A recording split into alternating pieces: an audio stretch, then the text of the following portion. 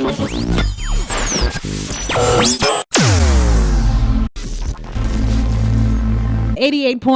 Sanyu FM. Hello. How's your Saturday? How you doing? I hope you're enjoying the weekend. Welcome to the Hit Selector brought to you by Fanta. My name is Crystal. Now, as always, I have a very special guest joining me on Celeb Select. Welcome to the show, KARITAS.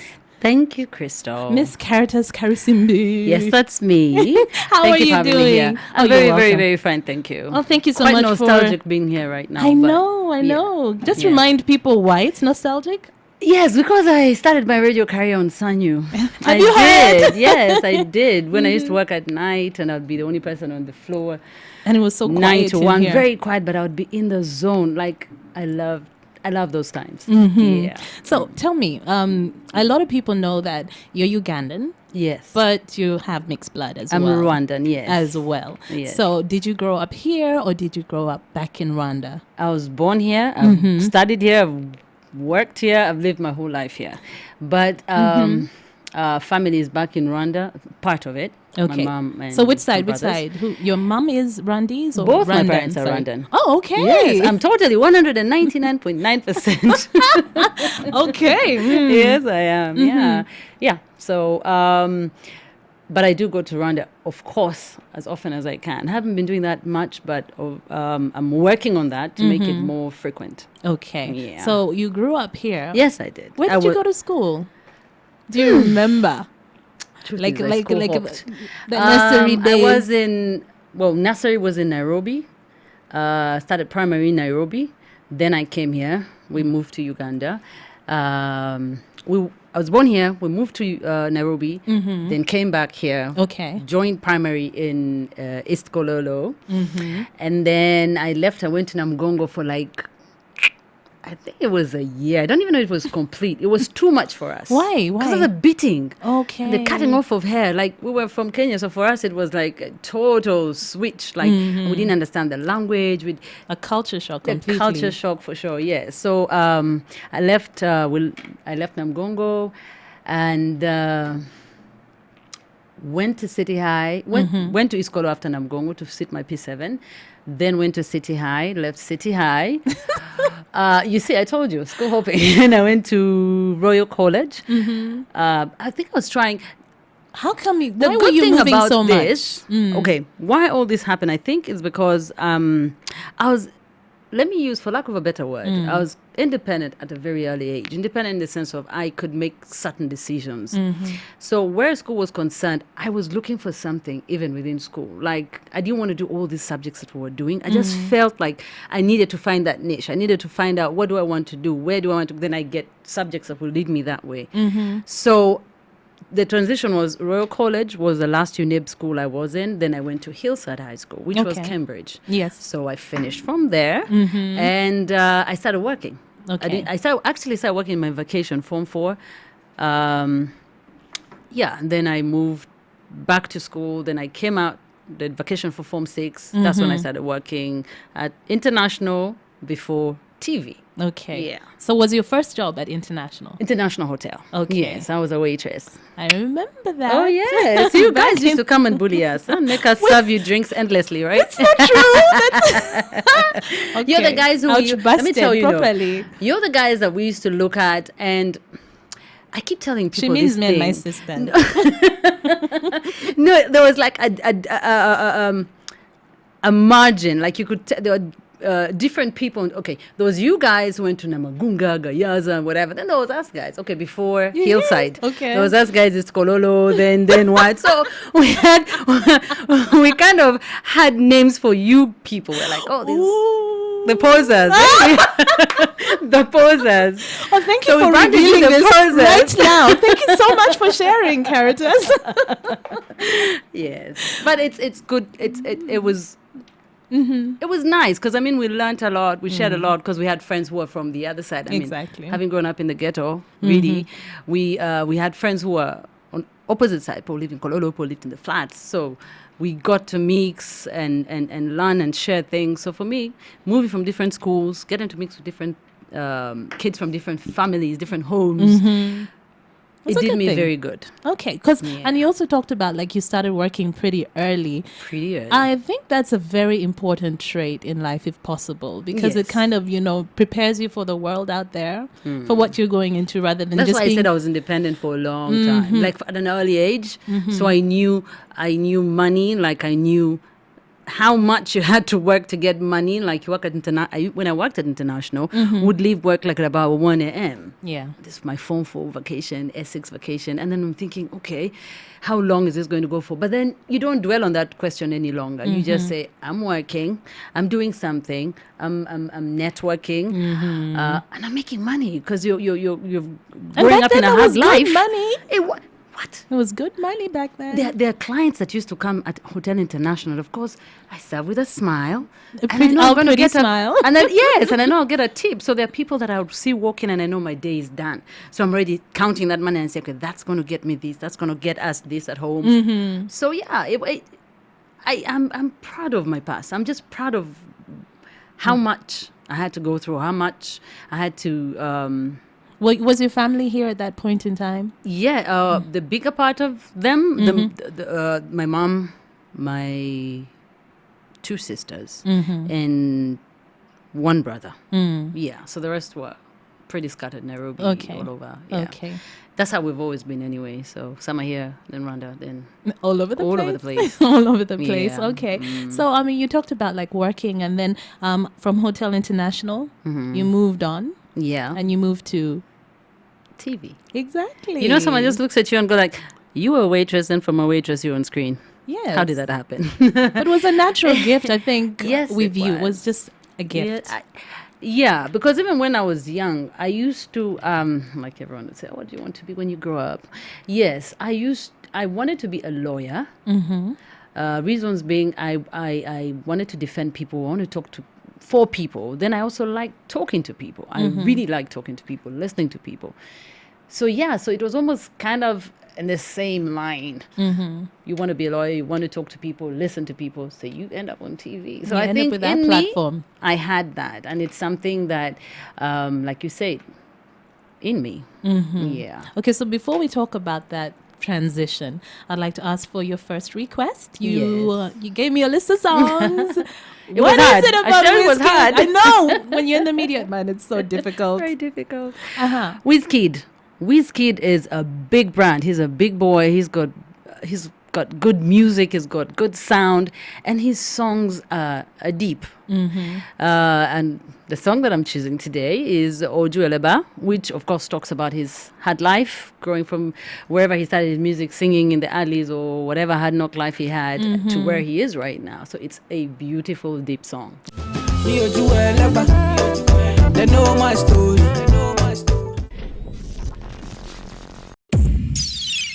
And I'm chatting with KARITAS Karisimbi right now. You talked about your transition. Yes. You started working on Showtime magazine. Yes, And you I started. did. How did you get into TV? How did that happen?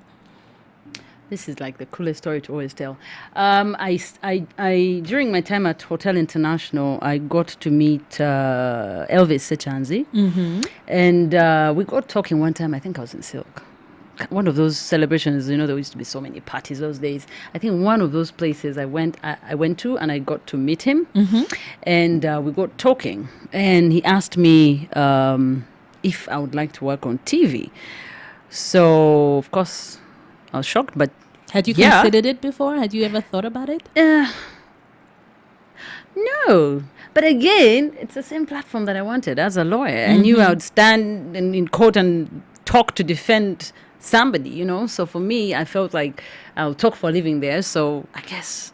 So This when can he work. told me that, it didn't really put me that off. It's just that I guess it was the opportunity that put me off. Like, so I was thinking, out of all the coolest chicks in this town, like, it's me they're looking at. Like, I don't live in Muyenga, so I don't know why they're talking to me. Oh, wow. No, that's my thinking at the time. You know Yeah. where you feel like there's You're a like, kind but of why? stigma. You feel like the opportunities are left for certain people. It felt that way during that time. At that time, At yes. that time, yes. But then when he asked me, I felt like, yeah, opportunity has come my way. And then at that time, Tilly Mwonge was hosting the show, and she was leaving, going back to the UK. So the opportunity was there. They called me in. They wanted me to do a screen test, which I did. I did it once, and it was knocked. And the rest is history. The rest is totally history. Okay, so you get into this life where you're doing basically, I mean, you were covering events, you were everywhere. You were busy. I was. Did you enjoy it? I did. First of all, I enjoy what I do. TV has always been my first love, then radio. I do enjoy what I do a whole lot.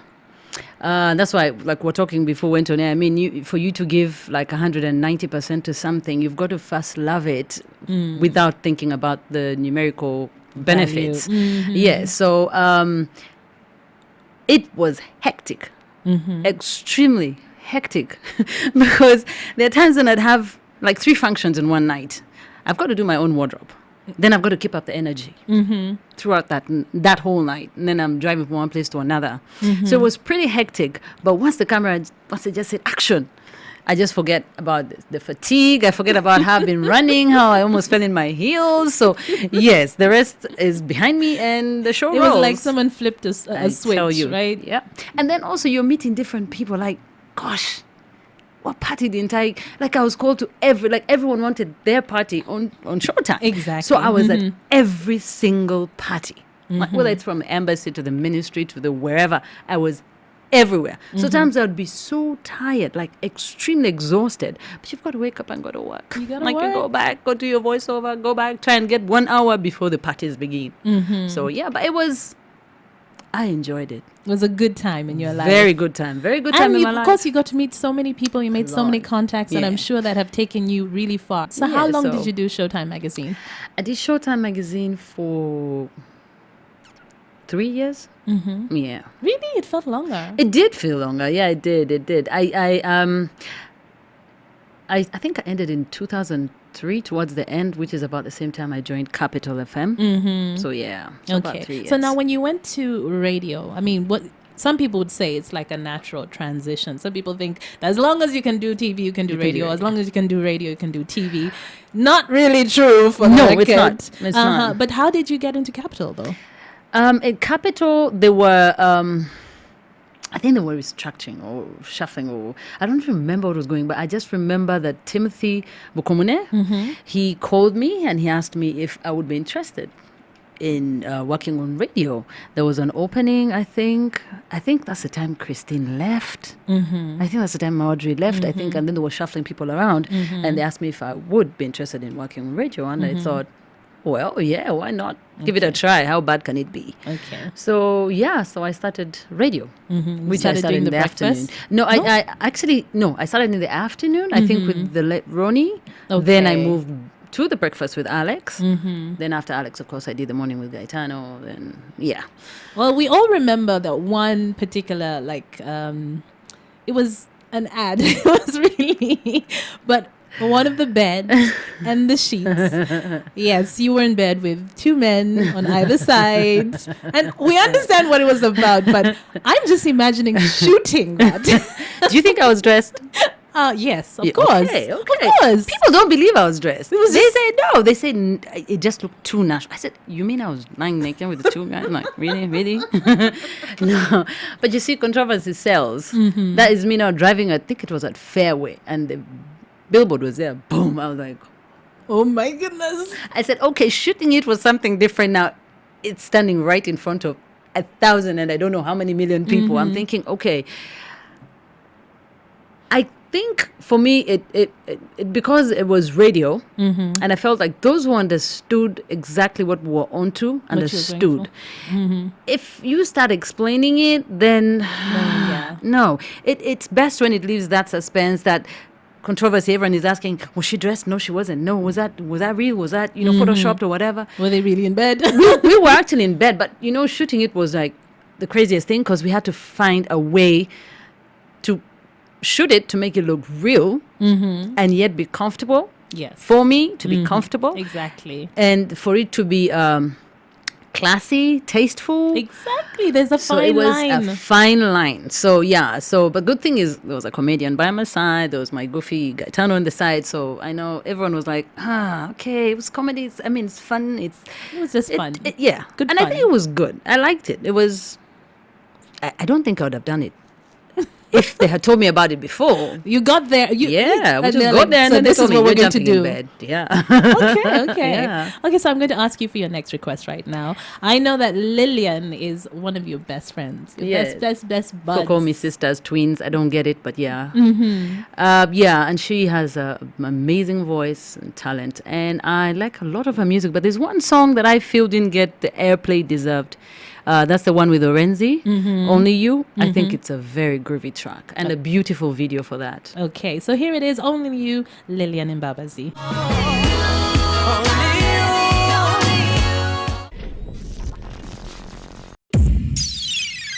It is a hit selector right now on 88.2 Sanyu FM. I am Crystal, and I'm chatting with KARITAS Nalongo. Yeah, KARITAS on me. Celeb Select right Yeah. now. Now, you talked about your time on radio. Yeah. You were on radio for quite a while, actually. was. I always ask this question, especially for people who do both radio and TV. Which one is harder? I'm sure you've been asked that before. In your Yes. opinion? Radio is a bit hard. Okay, radio is harder, if like you say.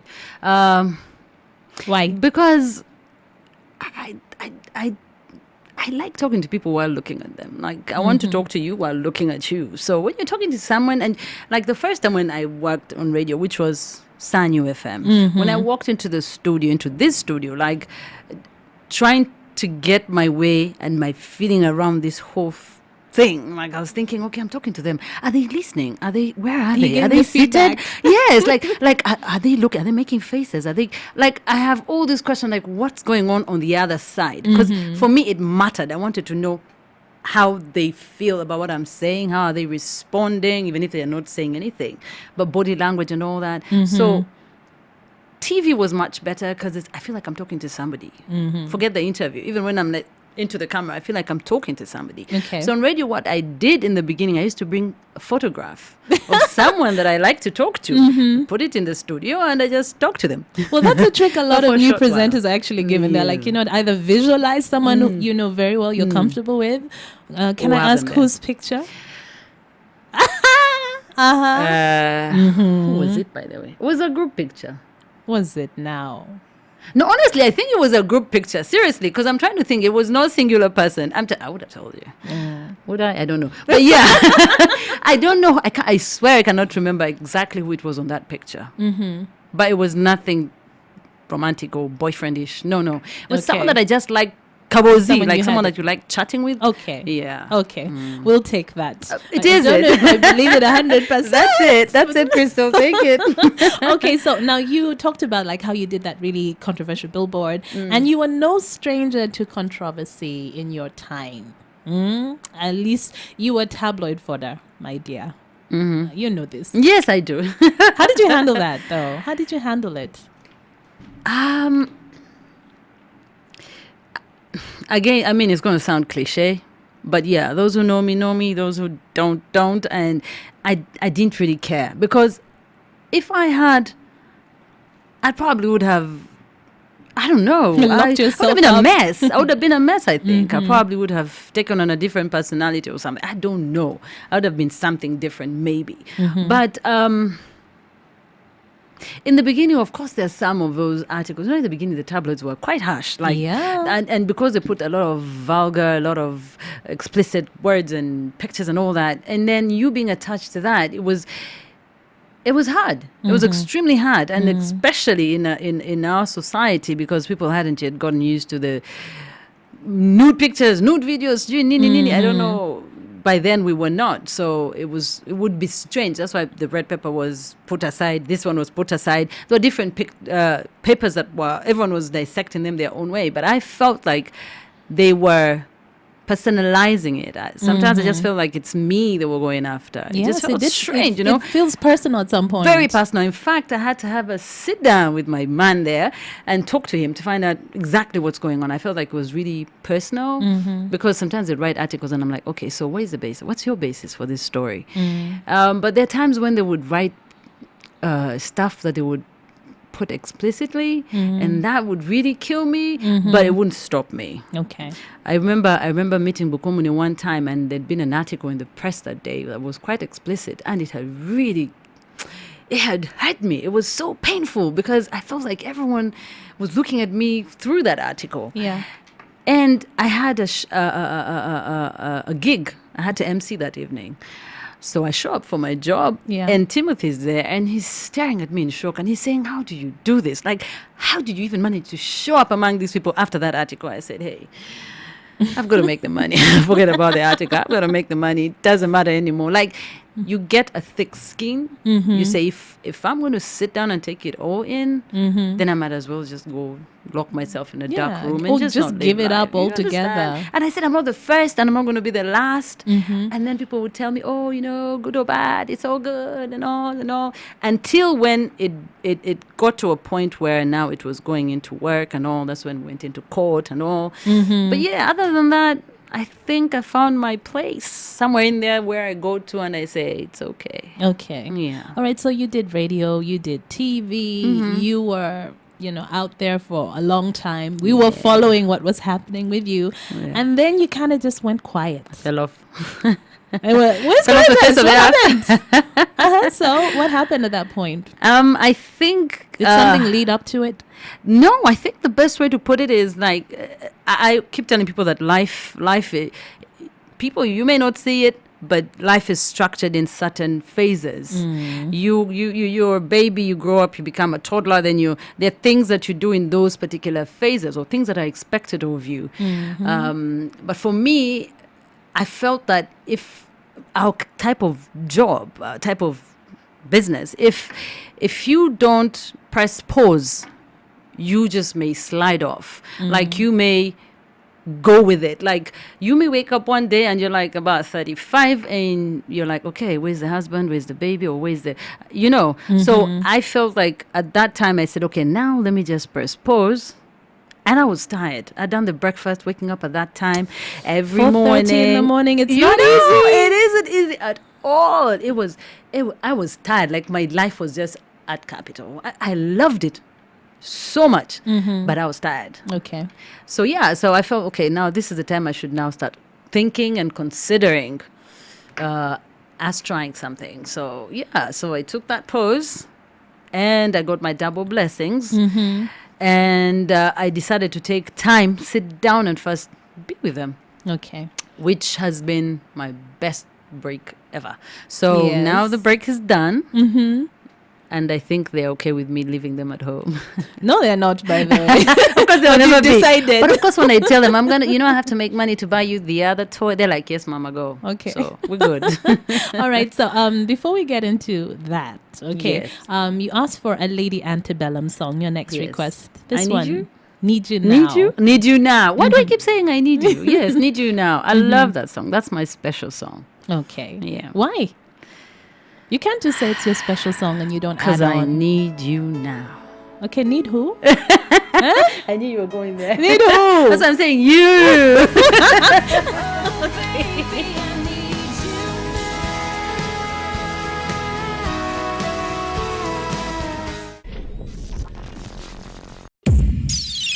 Now, you were talking about the best break. I love the way you said that. The best break you've ever had. Yes. And you had twin boys. Yes, two boys. How old are they now? What are their names? One is Taye, one is Kehinde. And they're turning 6 at the end of November. 6 already? Yeah, time flies. Okay. Time flies so fast. Now, boys are generally really hyper and boisterous. And then you have two. How has it been with twins? That's why I told you I took the break. Like I needed the break. Yeah. They're boys. They're boys. So much energy. Two different characters, but kind of they meet somewhere in the middle. They gang up on me here and again. Do they But fight all the time? Are they friends? They do fight. They do fight. They're boys, so they always fight. They scratch each other. But I found my way to punish them. So I show them. We talk to them. I have to keep reminding them, you're brothers. You don't fight. You share. You love each other. Hug each other. All those things. So, but yes, they're generally very hyper. A lot of energy. But like my doctor told me, you'd rather have those than have the one that sits in the corner, very quiet, saying nothing. Exactly. So yeah, they're growing up. So every stage has been different. Level of energy, and I've enjoyed it all the way. I've just come from sports day, so we had sports day. I left, had to rush home, drop them, then come here. Yeah. Okay. So the father of your children, you really don't talk much about him.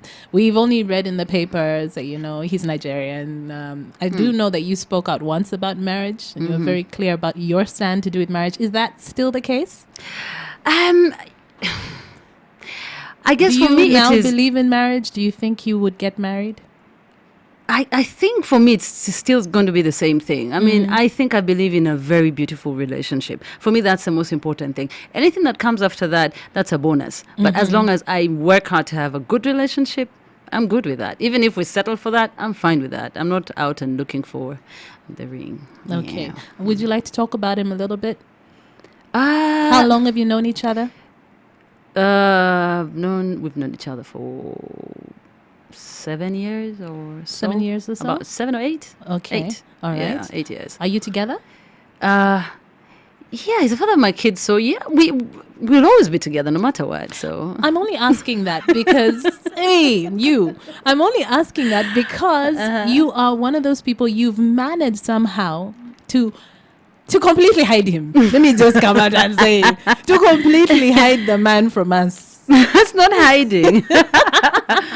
No, But you kept it very, very private. Yes, yes, Was that deliberate? yes, Okay. deliberate, and I think for me, sometimes you don't have to. If it happens, then yes. If it doesn't, I mean, if I'm walking down the street with him and say we're holding hands or whatever, and someone takes a picture and posts it, that's fine. Okay. But I'm not going to go out of my way and do it. No. Yeah, I'm not going to take a picture, post it on social media or what. No. It doesn't have to go that way. So, yeah, I've protected it. You protected it. Yes, I And have. protected him. Did you ever have a conversation with him about, Yes. the fact that you are in the public eye? Yes. He had already been found out about me. I mean, he had read about me. He, so he knew. But I needed to let him know how much it's the effect. I've been there, so I knew what would happen. It could mess up things for you. It wouldn't. I don't know, but I just didn't want to try. So I said I'd rather better safe than sorry. And you wanted to protect it, Yes, I did. I did want to do that. That's so completely understandable. Okay. So now you mentioned before that, you took a break for your babies and now you're back. When you say now you're back, we're like, I'll be back. Yes, I'll be back. Yes. Okay, so what are you working on at the moment? We know you were doing a show for Airtel. Yes. Have you finished filming that? Yeah, they took a break. End of season 1. So there's a break. Of course, they have to do a lot of review, then decide if season 2 is coming or when it's going to come or if I'm going to be the host or But I'm working on a yes, I've been working on a project, but it seems that things are going to change a little bit, but I'm still going to end up on a TV very near you. Real soon. Sooner than I actually expected. Sooner than I expected. Okay, so we hope that sooner is not Ugandan time sooner. No. When I told you I was back, I was back. You're so back. Sooner than soonest. Okay, so we're looking forward to that. Do you Me see too. yourself ever getting back into radio as well? I would love to, yes. I would want to go back to radio and do one of those layback shows that would just allow me to enjoy talking to people and being with people and just enjoy being on radio before of course, then that would be like the last lap for radio. So, or maybe if I start my own radio station, then I can do that even at 70. So, but yeah. That's always a good way to go. so I can always be on radio no matter what. So I would like to come back on radio. Maybe do a once a week show. I don't want any pressure there because now I want to concentrate a lot on TV and other things. And you did say TV is your first love. TV is my first love, so more time that side. So we'll be seeing you on screen very, very soon. Very soon. Okay. God willing. All right. So in terms of your journey in life, what have you learned? Have you had some like very harsh lessons or, some moments that have opened your eyes? Yes, what have you learned that you can share with us? A lot of those. Of course, another cliche, if I'd been told some of the things that I was told, or if I had learned the things that I've learned in my 30s, which I always say my 30s are the coolest years ever. Like really, like I can sit down and say, no, I don't want. And yes, I don't want. Like you actually have, you're confident in who you are and what you want. What you want. Yes, from top to bottom, you know what you want. You know where you want to go to. Like you're mature, And then, of course, I've grown. I mean, the phases were there. So in the 20s, you had a good time and laughed and partied and what. So, yes, there's a time for everything. So allow your life to take that course. Don't jump and skip some places. Otherwise, then you get ahead and you're like, okay, shit, can I go back? Can I? And then that's where you find people going through a phase that they actually can't understand. So, yes, and always take time to think about your actions or the things that you do, because the truth is, you don't want to go back thinking, I wish I hadn't. Had I wish I had done the other. Yeah, so I'm talking to the youngsters, like below 30. I'm talking to the ones below 30. Yes. So be certain about the decisions that you're taking right now, and take time always to think and be clear about things before you take your step. Because when you get into your 30s, that's when you start thinking, why did I date that guy? Why did I even give him the light of day? Like, yes, you've got to think hard. Can I erase that part in and my yet you life? can't, you see, and yet you can't. So, and if you want to do something where a career is concerned, take it. Don't just stick because you went to school and you did law and then you want to stick law and you've padded these streets for like years looking for a job and you still want to pad in the same direction. No, take the leap of faith and try something different. You just might find your other golden mine there. You never know. Okay, all right. Well, thank you so much for coming, KARITAS. As always, it's been a pleasure. Lovely catching up. It's been a pleasure. Now, your last song is one that is very, very special to you. Yes. Tell us about this song.